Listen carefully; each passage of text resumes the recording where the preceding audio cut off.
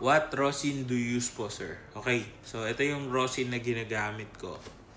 Hindi ko lang alam kung available pa siya dito sa market natin sa Philippines. Kasi bihira lang din yung gumagamit. Pero pag may mga nakikitesting sa akin, gandang-ganda sila dito sa ano na to, sa rosin na to. So ito siya. It's Lopera Jade. So Jade, medyo parang dark rosin siya. Ito yung tsura sa kasi natunaw na eh. Pero it's green. Yan. Maganda yung kapit niya, hindi siya masyadong powdery.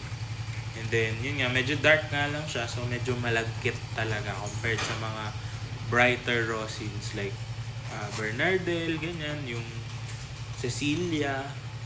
So, hindi siya ganon. Hindi ganon yung kapit niya na parang grippy na powdery. Ang kapit nito mas close, I think mas close siya to a base rosin. Ganun. Pero pwede naman to. Hindi ko lang sure kung saan nakakabili ngayon nito kasi ito sa Singapore ko binili. Tapos meron pa akong full cake. Lahat sa Singapore ko pinabili. Around parang pag kinonvert mo sa pesos, around 700 pesos nung time na yun.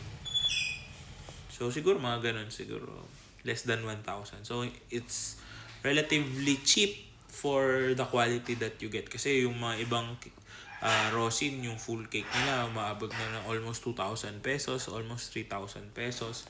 Pero this one gets the job done for me. Of course, kung mga beginners kayo guys, you don't need to spend so much.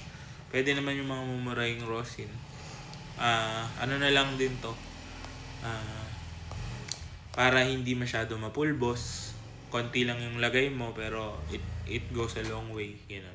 Kasi itong cake na to, I think I've had it since 2017.